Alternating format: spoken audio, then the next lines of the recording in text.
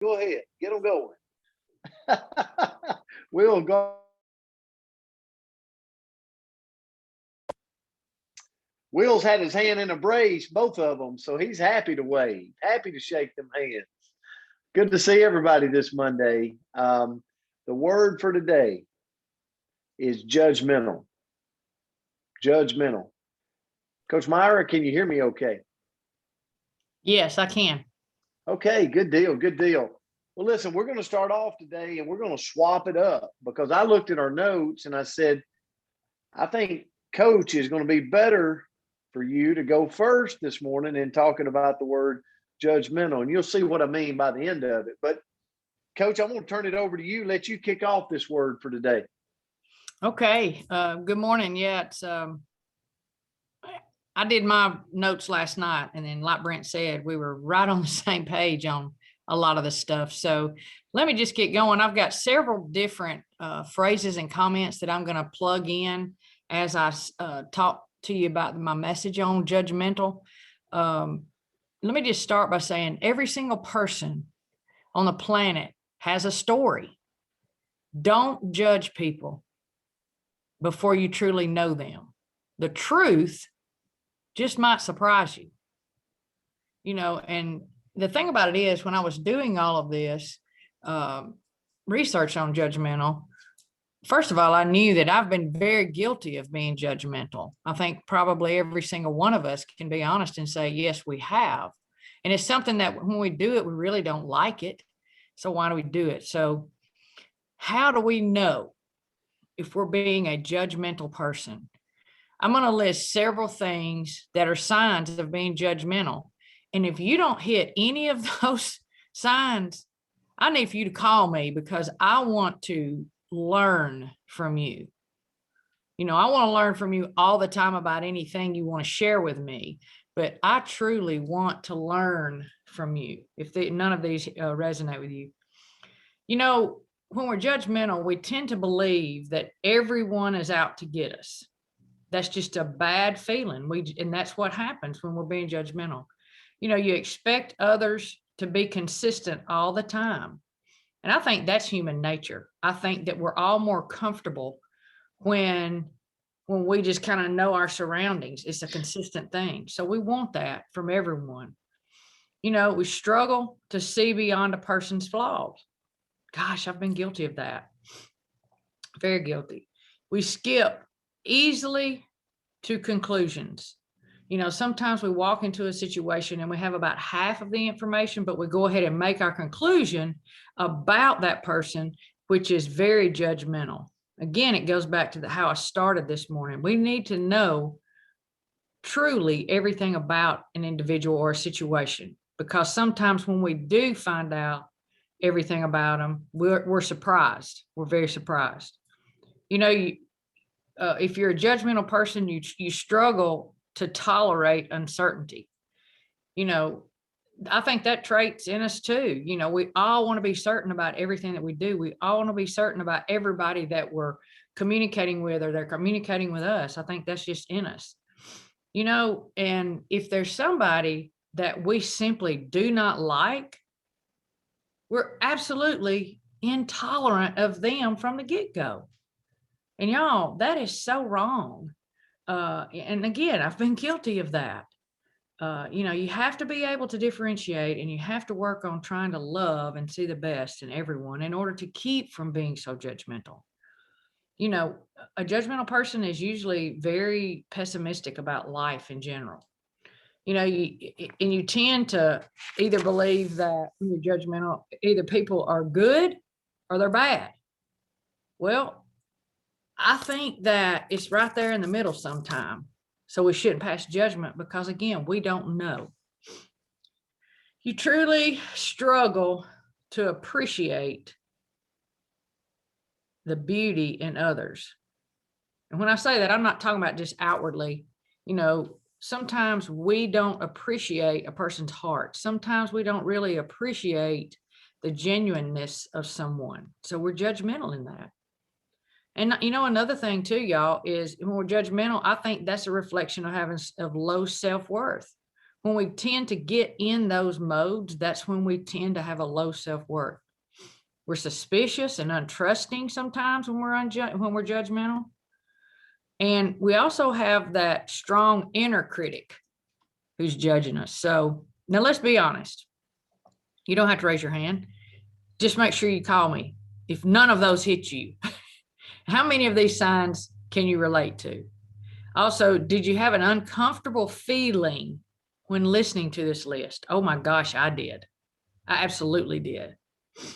At certain times in our life, we've all experienced some of these signs. It's hard to admit, but y'all, it's so true. Ultimately, being judgmental is really a self-esteem problem. By finding something to dislike or condemn about others, we are protecting ourselves from being vulnerable, avoiding our own faults, and inflating our own egos with false self-worth. So, in order to stay away from being judgmental, we need to work on our self-esteem every single day. Remember this: the more accepting you are of yourself, the more accepting you will be of others. Conversely, the more rejecting you are of yourself, the more rejecting you will be of others. Before we're tempted to be judgmental of someone, stop and try to figure out what the real issue with that person is. Don't be so quick to judge. There's always more to someone's story. Let's make today a judgment-free day in words and, most important, in thoughts. Let's work on altering the way we think about others. When we judge others, we do not define them, we're defining ourselves. Consider and judge your actions, for they have become your habits. And I want to wrap this up. I apologize if I went a little bit too long today, Coach, but the Bible's real clear on this. It says in Matthew 7:1, judge not that you be not judged. So I pray for all of us on our coaching call to work on being less judgmental as we move forward. And I really appreciate the word, Coach Palmer. And I look forward to hearing what you have to say today too. So I love you guys. Thank you for your time. Coach, thank you for that. I loved it. And when I looked at the notes, I knew it was going to be a good one this morning. And, yesterday really made me think of this. I was at our worship service and I was thinking about judgmental. And we live in such a busy environment, such a fast-paced environment that, how many times have I know I've done this where I call somebody and they don't answer and I immediately cast judgment. They avoided my call. They didn't do this. They don't have time for me. And we live in this fast-paced society today to where it's just easy to get caught in the trap of making that quick judgment. And I know I've been guilty of that many, many times. So Earl Nightingale said it the best. If you've never followed Earl Nightingale, I challenge you to do that. But when you judge others, you do not define them, you define yourself. And as Myra did her talk, I thought, why don't I do mine on how to be less judgmental? And again, I'm talking to myself. How can Brent Palmer go through the days, go through the weeks, and be less judgmental? Well, let's take a dual method approach, okay, to stop judging others. It's very hard to do. Number one, I say this: if you find yourself being judgmental, stop yourself. It truly takes great awareness to stop yourself. And first, here's the first thing: observe. Observe your thoughts for a few days. Trying to notice when you're being judgmental. Once you're more aware, then odds are you can stop yourself from judging more quickly. right? So just think about it next time that you're quick to judge. Like, take a few days and go, why am I this way? Like why do I want to strike such a quick conclusion to that person? And see what it is. And odds are, if you take a little time with it, you'll be quicker the next time you start to move in that direction. Number two, understand. Myra talked about it. Instead of judging somebody quickly for what he's done or she's done or the way it looks, try to understand that person. Maybe tune into that person more. Maybe get to know them more. Maybe put yourself in their shoes. Understand them. Number three, accept. You know, obviously, this is me and Myra talking about this morning, but you know, it would be a tough place if Myra expected everybody in the universe to be like her, or if I expected everybody to be like me. Like, that'd be very frustrating, right? Or think about you, the way you are. Sometimes we just got to accept or try to accept the person for who they are. You know, God made us all individual for a reason. And so accepting people for who they are, trying to understand them, will really stop the frustration in our life. And then the last one, number four, love.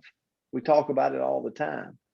Once we've accepted people for who they are, then we got to figure out a way to love them.